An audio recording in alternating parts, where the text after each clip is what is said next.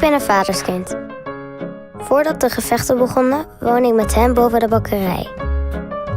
Vroeger wist ik wel dat er oorlog bestond. Ik dacht er alleen nooit aan dat hij ook bij ons kon komen.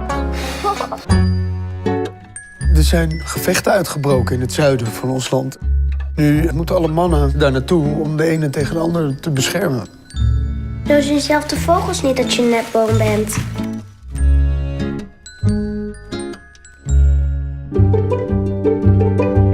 Ik heb je moeder gesproken. In haar land is het geen oorlog. Je gaat daarheen.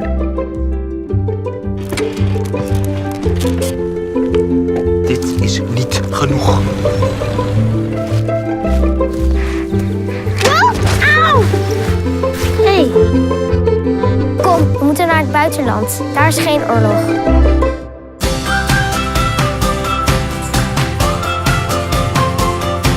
Hoe ziet de grens er eigenlijk uit? Zoals een muur of zo? Of witte stippenlijntjes op de grond? Ik zoek mijn mama. Mamslie. Wat voor kleur ogen geeft jouw moeder? Dat weet ik niet. Ik weet wel het huisnummer.